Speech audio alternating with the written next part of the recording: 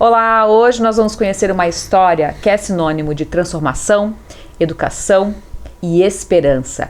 Verde Vida é o nome de uma organização que transforma muitas vidas, muitas famílias aqui em Chapecó. Olá, seu Daí, tudo bem? Olá, boa tarde, tudo bem, prazer. Antes de conhecer a sua história com Verde Vida, eu quero saber o que o senhor sabe da história do Verde Vida. Vai fazer 31 anos, né, esse ano? 31 anos nesse ano de 2025. O Verde Vida, ele começou no início dos anos 90, 93, 94, através de duas entidades importantes da sociedade brasileira. A Pastoral da Criança da Igreja Católica, né, através do Padre Cleto, e o Comitê de Combate à Fome do Betinho, sociólogo Herbert de Souza. Olha só. Né? E foi dessa forma que Chapecó vivia crise, o país vivia crise, na verdade. E Chapecó tinha muitas crianças pedintes nas sinaleiras de Chapecó. E aí o Padre Cleto fez essa chamada e a partir dali começou toda uma organização, né, pelo Comitê de Combate à Fome, pela Pastoral da Igreja. Ficou centralizado a organização, a comissão ficou centralizada no Sindicato dos Bancários. Havia muito envolvimento do pessoal da Caixa Econômica, do Banco do Brasil, do Bradesco, do Itaú e tal, né, que ajudaram. E a partir disso foi se formando. Gerentes de banco que viajavam trouxeram a experiência dos materiais recicláveis que algumas capitais já desenvolviam. Vamos, no lugar de só depender de recursos públicos, vamos juntar jornais, revistas e tal, e vamos vender. E foi dessa forma que o Verde Vida foi se constituindo. Primeiro num barracão alugado, pertinho da funerária Wolf ali, e depois, no ano de 97, ele foi para o bairro São Pedro. Quem é de Chapecó sabe a fama do bairro São Pedro na época. Ele era o pior bairro de Chapecó, com toda certeza. Era onde se concentrava a pobreza, barracos de lona. E a partir daí o Verde Vida foi para lá, começou a comprar os recicláveis dos catadores, que para viabilizarem renda, catavam os materiais e vendiam e juntavam o dinheiro para comprar o leite e o pão do dia.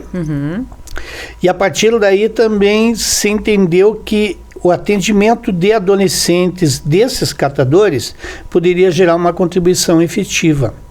E o programa começou a atender adolescentes acima de 14 anos, através de 3 oficinas com voluntários. Era datilografia, canto coral e artesanato. Eram 3 pessoas voluntárias que iam lá fazer atividades. E os adolescentes se interessavam na época? Sim. Na verdade, eles, 14 anos, né, e tal, eles se interessavam. E para nós é importante, porque quando você tira o adolescente da rua, você evita o contato com uma série de mazelas que os bairros, as favelas têm, né?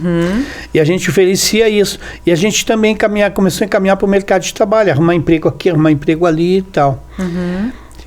No ano 97, daí a Fundação Banco do Brasil e a Fundação Maurício Silasco Sobrinho ajudaram a construir aquela sede onde nós estamos hoje. E a partir daí começou essa organização. E o Auro da T12, né, que é um empresário aqui, que a maioria conhece, principalmente quem trabalha em publicidade, né, ele e a Ângela Confortinho começaram a fazer dentro do programa um certo planejamento. Né, para poder dar uma certa organização. Quem são vocês? E tal. E a partir disso o programa foi se constituindo, se fortalecendo. Em 2001 nós fomos reconhecidos no Brasil como uma ONG referência na questão de reciclagem pelo Instituto Sempre. E depois disso a gente foi se formatando, né?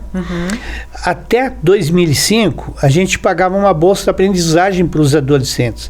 A gente dava 1/3 do salário mínimo. E naquela época os materiais recicláveis eles eram doados. A maioria das empresas doavam. Hoje não. Hoje a gente vive um problema que as grandes empresas só querem vender os seus recicláveis. E aí nós temos uma dificuldade de manutenção hoje, porque você, para sobreviver, você tem que comprar muito material, né, e revender, e quando você faz isso, a tua margem ela é pequena, né? Então, a partir disso, em 2005, a gente também começou a pensar como entidade.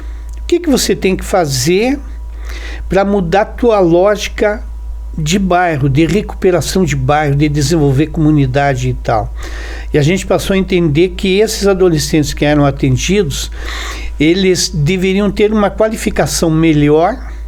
Para isso, nós deixamos de pagar bolsa de aprendizagem para eles e investimos na contratação de educadores profissionais.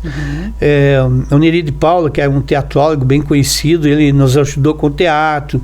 O teatro, ele fortalece a criança para as entrevistas para o primeiro emprego, todas essas questões aí.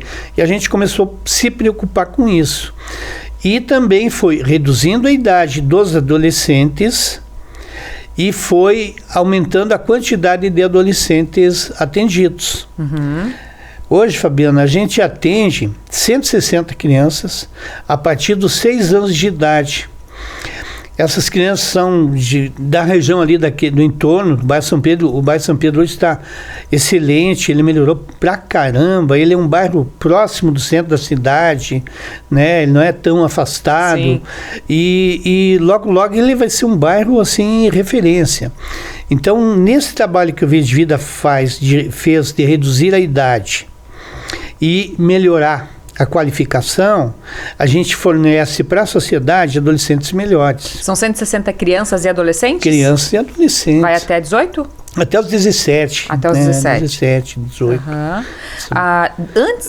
Antes agora de continuar falando sobre todo o trabalho, porque a gente sabe que tem muita coisa, durante todo esse trecho que a gente conversou até agora, o senhor falava a gente, porque, né, faz parte. Sim. Mas fez parte desde o começo. Como é que é a tua história com o Verde Vida? A minha história com o Verde Vida, na verdade, ela começa de uma maneira mais efetiva em 2001. Eu fui funcionário da Caixa Econômica Federal durante 24 anos, né? Aí, quando eu saí do meu trabalho, eu fui trabalhar para o Sebrae. Eu fazia o projeto Empreender, lá na CIS, no Nonoá e tal, né? E aí, o Valduga, né, que era o administrador do Verde Vida na época, vem cá, vem escrever os projetos aí pro Verde Vida. Aí eu fui para lá meio de sangue doce e tal, né? E foi indo e ele foi me amaciando, né, e me convencendo. Aí ele quis sair para a política em 2013, é um desejo dele, né? Aí eu fui efetivado como coordenador. Aí eu conduzi as atividades como coordenador sozinho, na verdade, até 2010, 2011. Aí depois o programa ele foi dividido em 2 coordenações. Eu fui para a área social, que é a área das crianças, dos professores, todo esse lado social, dos projetos. E outro coordenador, ele controlou a parte administrativa, financeira, da reciclagem, motorista, logística, tudo isso daí. Então a minha história com o Verde Vida, ela começa desse jeito e eu estou lá até hoje. O programa, ele também, a gente vai remodelando ele, porque hoje o Verde Vida, ele é um programa único no Brasil, né? Porque ele procurou sempre buscar a sua autossustentabilidade financeira através da reciclagem, coisa que hoje, por exemplo, a gente não está conseguindo. Então a gente tem que captar recursos através de outros meios para viabilizar o programa. E também você tem que ir dando um cunho, à medida que a sociedade vai mudando, a tecnologia vai evoluindo, você tem que também pensar que tipo de ser humano eu quero oferecer para a sociedade com 15, 16, 17 anos. Quando ele vai para o mercado de trabalho, e aí ele começa, vamos dizer assim, se situar, desenvolver, conviver e ser alguém, né? Ser um empreendedor, um dono de empresa, uma questão assim, né? Para que ele seja um bem-sucedido. E a gente tem muitas experiências assim fantásticas nesse lado aí. A nossa assistente social, por exemplo, ela é uma senhora hoje, naturalmente, né? Mas ela foi uma menina acolhida em 2005, 2004, olha por aí. E hoje ela é assistente social do programa, né? Assim como ela, nós temos outros aí que são empresários bem-sucedidos aí no mercado de trabalho. Isso é que dá um belo de um retorno para a sociedade. E para vocês? Para nós é uma... Para ti, assim, né? Vejo que o olho brilhou um pouco, né? Como que é ver essas trajetórias, assim? É uma realização pessoal muito forte, sabe? Porque você pega uma criança que é carente e você não é que você a modela, mas você vai incutindo valores, né? E a partir disso você vai estruturando ela para ela ser um ser humano fantástico na sociedade. E a gente tem conseguido isso. E a gente atende crianças lá que tem problemas a dar com o pau. É de família pobre, às vezes a mãe é viciada, às vezes o pai é viciado, os irmãos e tal, convivem com o tráfico de drogas, que é uma coisa muito forte no bairro ainda. As facções estão por lá utilizando menores. E quando a gente consegue andar, vai em alguma empresa, esse dia eu fui no Canseiro, tem uma menina nossa que está lá há 17 anos. Olha só. Né? Então, aquilo ali te realiza, né? Pô, aquilo que vocês ajudaram, foi lá, fez, se realizou e foi embora. Fantástico. Então, eu acho que o importante na vida é você contribuir para as pessoas se desenvolver. E nós estamos dentro de uma política pública que se chama de fortalecimento de vínculos, né, que é uma política pública do governo federal, onde a assistência social, né, trabalha com a questão de adolescentes, crianças, e a fortalecer o desenvolvimento e a potencialidade dessas crianças. E isso a gente tenta fazer. É por isso que, às vezes, a gente, agora, por exemplo, nós estamos trabalhando o planejamento estratégico da área educacional do programa. Né? O que nós queremos com o adolescente quando ele tem 15 anos, 16 anos? Né? Ele tem que sair fortalecido para a vida, para ele se desempenhar e ser um ser humano, assim, normal, tranquilo, bem-sucedido, sem muitas ocorrências policiais, todas essas questões, que tudo isso onera o poder público. E quando onera o poder público, ele onera o bolso da gente, porque são os impostos, nós, né? É os impostos da gente que vão ali, né? Eu sei que uma pessoa atingida, né, como o senhor citou aqui agora, alguns exemplos, já valem, eu acho que às vezes todo o nosso esforço. Mas uma curiosidade é assim, existe perto de algum número, dado, estatística, do índice de sucesso de vocês, por exemplo, de 100 crianças, 50, né, depois tem um bom trabalho, alguma coisa assim, só para a gente ter uma noção de como que funciona? Vamos dizer, numericamente, hoje a gente não tem, até a gente, é uma das coisas que a gente quer fazer, a gente quer estabelecer indicadores, e a gente vem conversando já há bastante tempo, como é que nós vamos implantar indicadores para medir a evolução do menino que segue no sai. Eu sei pela estatística, por aquilo que a gente observa, que nós perdemos alguns adolescentes para o tráfico de drogas, por exemplo. Mas isso daí não representa nem 10% daqueles que passaram pelo programa. Né? Então, as pessoas passam por lá. Hoje tem os filhos dos adolescentes que você atendeu lá atrás. Né? Então, eles vão lá, ficam felizes e tal. A gente vê que o pai, às vezes ele não tem uma profissão que é muito bem remunerada e tal, mas é alguém que convive na sociedade muito melhor. Alguém que não dá problema, é alguém que vai para a vida e, né, que é normal, né? Tem uns que gostam de ganhar dinheiro, tem outros que não gostam, tem uns, mas aquele que trabalha certinho, que trabalha honesto, que convive legal, que respeita os outros, esse é fantástico. Né? Esse como que vocês estão organizados hoje? São 2 coordenadores, então? E aí vocês têm quantos funcionários, digamos assim? Como é que é a organização? Hoje a gente tem em torno de 47 funcionários. Na verdade tem uns 60, mas tem alguns que trabalham para nós como MEI. Mas é bastante gente, né? Tem uns 60 funcionários, 60 e poucos. Né? Aqueles que trabalham na produção com a reciclagem, e eles têm um registro, são CLT. São adultos e CLT. Na parte do social, nós temos muitos profissionais, educadores sociais que são contratados mediante MEI, né? Uma questão de custo. Nós temos também a isenção, nós temos o SEBAS, né? Que ele te dá uma isenção da parte patronal da folha de pagamento, alguns impostos ele te livra, né? Então nós temos esse lado da reciclagem, que tem uma logística, uma coleta normal, por aí com caminhões e dividido por bairros, por regiões. Tem umas 250 empresas, mais ou menos, que colaboram, nos ajudam. Espontaneamente? Ou tem, porque o senhor estava dizendo que tem gente que cobra, né? Tem muitos que tem que negociar. Nós já geramos para o meio ambiente, Nós já encaminhamos 74.381 toneladas de recicláveis para as indústrias. 75 mil? 75 mil mais ou menos. Nossa. Nós já encaminhamos 421 adolescentes para o mercado de trabalho, que a gente foi lá e eles, você pode, né, às vezes a empresa vai lá fazer a seleção. A gente apresenta 4, 5, ali no meio a empresa escolhe conforme o perfil dela e tal, né? E passaram pelo programa já umas 867 funcionários no todo, assim, que passaram lá. Hoje a gente tem 47 e mais uns MEI dá um valor assim aproximado de uns 60 funcionários que a gente tem. E tudo, como é que a gente pode dizer? Vocês sobrevivem com a reciclagem ainda?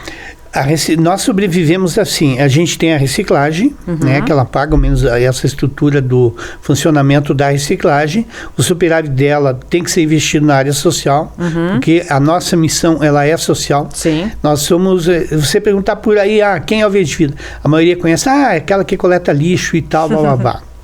Né, nós temos a missão social de atender crianças e adolescentes que vivem em vulnerabilidade e situação de risco, fortalecê-las e encaminhá-las para a sociedade muito melhores. Essa é a missão do programa. E nós fazemos isso através de 16 oficinas educadoras.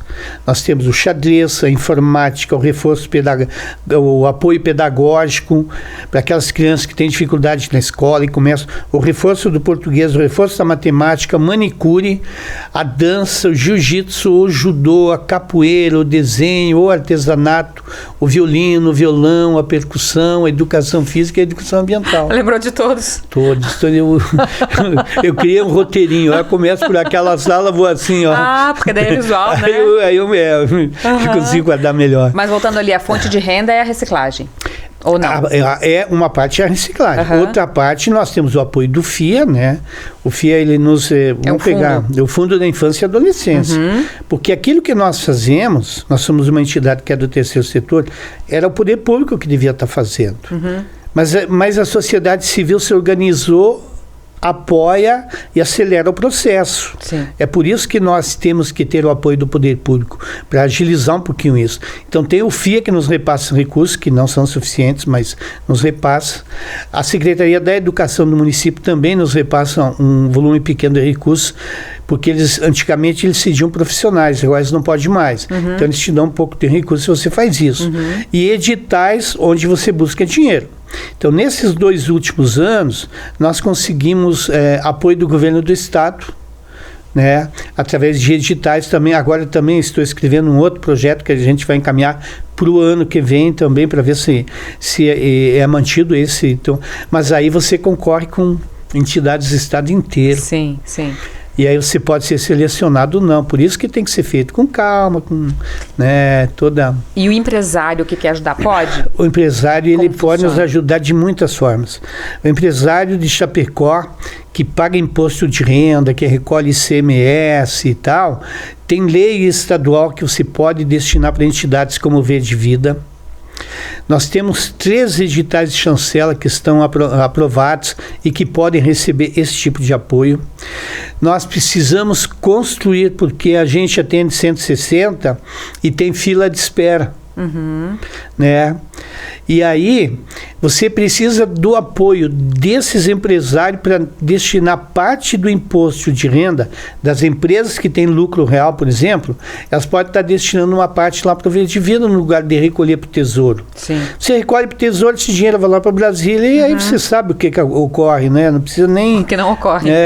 Isso, que deixa de ocorrer e vai para a mão de alguns.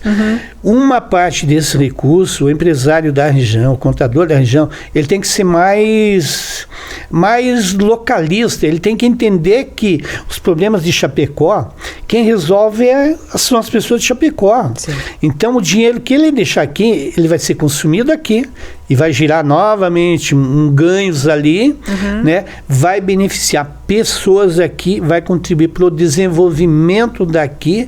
E eu não entendo por que recolhem 100% para o Tesouro, se podem recolher 3%, 6% ou até 9% para Lei Rouanet, para outra, o FIA, para o idoso, né? programas sociais de toda a região. E você já recebe? Já conseguem receber alguma coisa desse modo? Nós temos 3 projetos de chancela. Nós temos um que a gente pediu a prorrogação do prazo até o final desse ano, e nós ainda precisamos captar 215 mil mais ou menos para fechar esse. Depois desse, nós temos mais 2 para captar 500 mil e 700 mil para construir. Para construir, aí você consegue ampliar o número de adolescentes. A gente tem uma meta, dentro dos ODS e tudo aquilo, de chegar em 2030 com 500 crianças. Mas hoje nós não temos, Não tem nem capacidade física, nem capacidade física para atender 160. A gente usa instalações emprestadas lá do CAIC, que hoje está meio largado, está um pouquinho abandonado e não tem condições, mas a gente utiliza as salas com muito sacrifício, mas utiliza. Né? E nós precisamos desse apoio das pessoas de Chapecó, das empresas de Chapecó e da região, para destinar recursos para essa finalidade, para a gente construir e tal. Outra coisa que também apareceu essa semana, ontem o Agnaldo foi lá, que é o secretário do esporte, né? Aquela região, se tivesse um ginásio de esportes em condições, em uso, preferencialmente na área do Verde Vida, por exemplo, que a gente conseguisse fazer o controle e tal, porque o pessoal respeita. Apesar de você ter uma série de problemas lá de noiados, traficantes, blá, blá, blá, eles no programa eles respeitam. Pois é, eu ia lhe perguntar isso. Eles respeitam porque a gente cuida dos filhos deles, a gente cuida dos sobrinhos dele, dos irmãos deles, dos netos dele. Nós não estamos lá para fazer o mal, nós estamos lá para fazer o bem.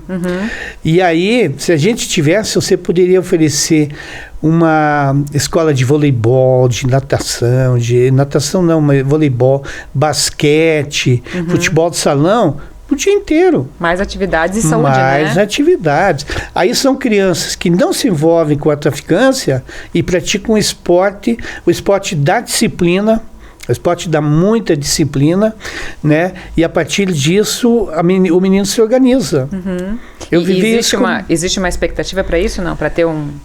A gente está esperando aí, vamos dizer assim, acabar ao menos levantar recursos para fazer essa construção de umas 8 salas que nós precisamos lá para dar uma boa melhorada no programa, e depois nós vamos investir ou na lei de esportes, na lei da Rouanet, um ginásio de esportes, para a gente estar buscando recursos para isso. Tá.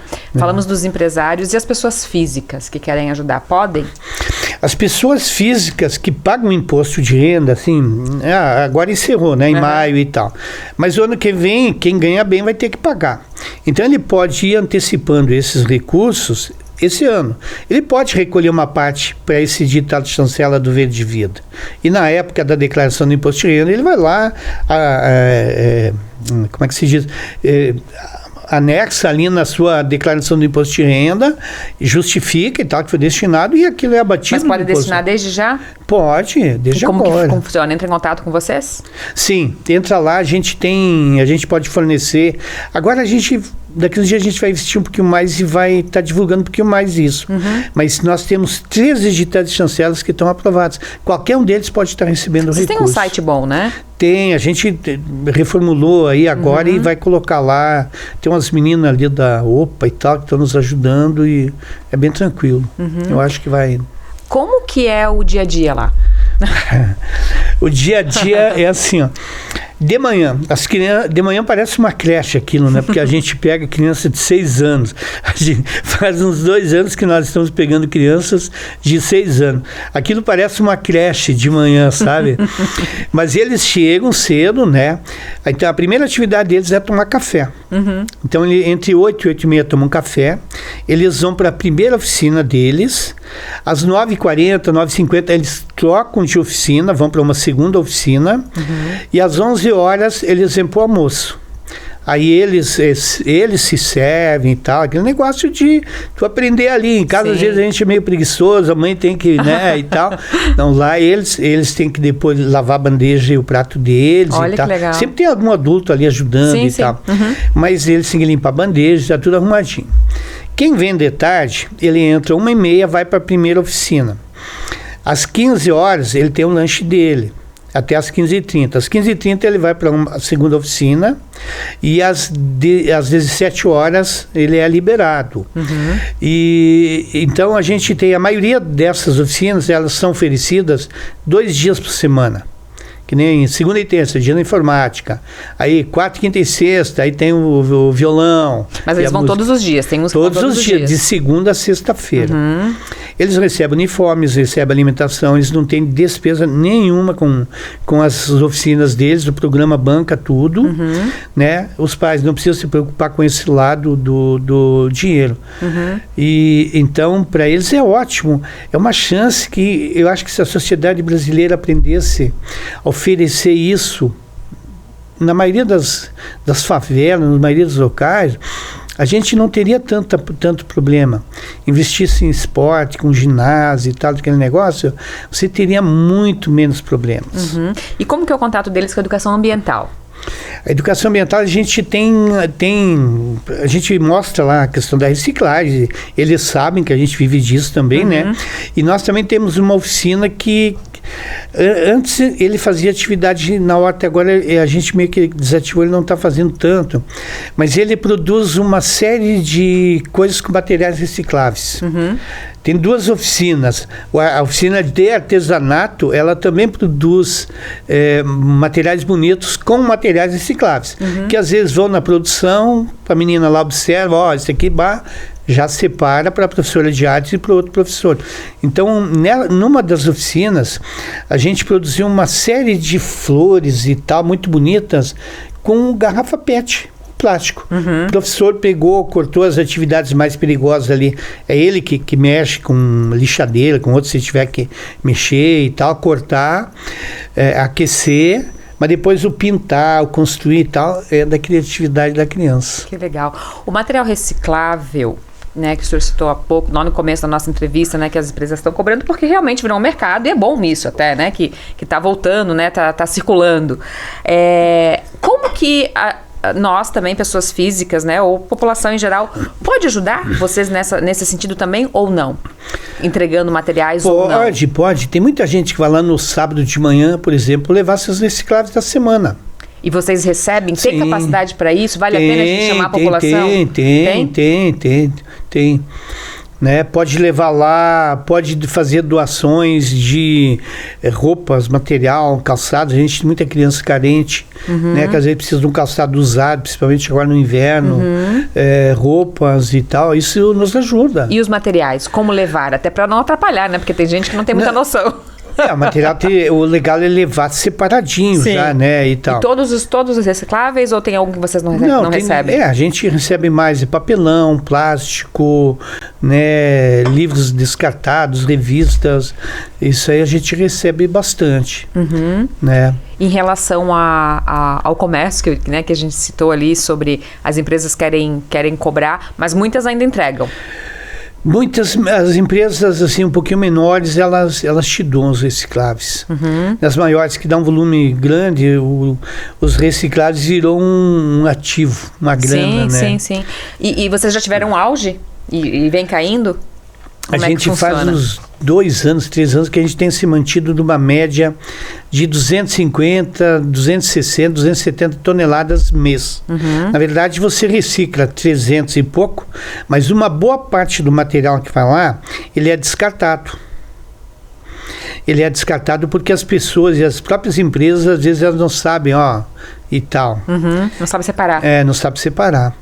Esse é um problema, né? Esse é um problema. Nesse meio aí, né? A gente recebe muitas visitas lá, Fabiana, de escolas e tal, que vão lá conhecer o programa, entender um pouquinho mais isso. Então a gente acha que logo ali adiante, vamos dizer assim, o pessoal vai estar bem mais sensibilizado, Estamos criando novos, pessoas melhores, né? Pessoas melhores, eu acho que é isso. Qual o maior desafio atualmente? O maior desafio atualmente, olha, eu sempre me pergunto, a gente gera uma contribuição muito efetiva lá para crianças e adolescentes, mas a gente também perde algumas. Então, por que você perde? Né? Aí tem o problema da família, tem o problema daquela cultura que se formou, tem a falta de visão. Nós temos crianças que moram 15 metros do Verde Vida que não vêm no Verde Vida, por exemplo. né? O que explica isso? Mas tem toda uma cultura assim por trás. O ideal é a gente criar um sistema para essas crianças se empoderar, desenvolver a potencialidade deles. Se a gente conseguir descobrir uma trilha, um caminho assim para, né, desenvolver isso lá adiante, com 16, 17 anos, você tem pessoas que vão para a vida e não tem medo da vida, tem coragem, se desafiam, estão fortalecidas. Não é porque o pai viveu a pobreza que eles têm que repetir a pobreza e as limitações que a pobreza, né? Esse é o seu maior sonho ali dentro ou tem algum outro? O meu é. É? O meu é. E as pessoas têm ajudado, né? Tem pessoas fantásticas. Que estão entendendo, né? Sim. E você vê, né? A tecnologia está mudando uma carrada de referência. Então, você trabalha com isso. Mas se você não contribuir para desenvolver pessoas, né? Para deixar o mundo um pouquinho melhor, vamos dizer assim, a hora que você for embora, o que você leva? Né? Entendeu? Então deixa o mundo um pouquinho melhor para poder ter pessoas melhores e lá adiante. A gente não viver essa angústia, por exemplo, que agora tem guerra aí, o começo de guerra. Não precisa. Né? Tem espaço para todo mundo, tem 1000 coisas que dá para fazer sem ir pelo lado ruim. Que legal. Bom conhecer um pouco dessa história, tanto da Verde Vida quanto a sua, junto com a entidade. Aproveita a nossa câmera aqui para fazer qualquer pedido aí, como que a gente pode ajudar, né? A câmera é sua. Tá legal.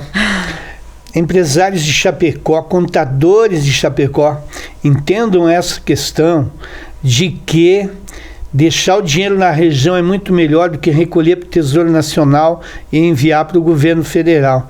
Deixa aqui para resolver problemas da região, desenvolver crianças carentes da região, contribuir com a tua comunidade.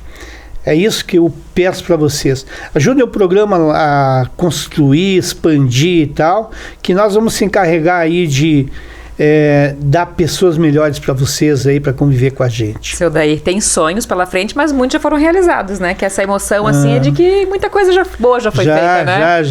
A gente já mudou bastante, a gente desenvolveu muitas crianças, a gente colaborou para muitas crianças se darem bem na vida. Eu acho que o importante é isso, né? E é reconhecido não só pela comunidade, como prêmios nacionais, né? Sim. Que o senhor já citou aí. E isso é importante também, né? Nós temos, se não me engano, 29 prêmios já que o programa ganhou.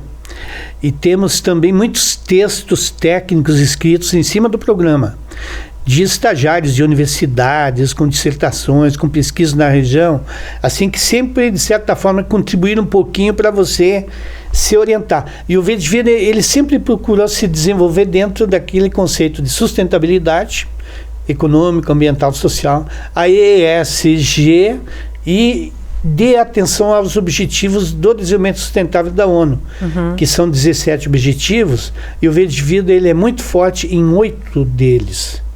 Isso aí, quando saíram as 169 metas dos objetivos, eu fui lá, fiz um levantamento e tal, o programa está bem enquadrado.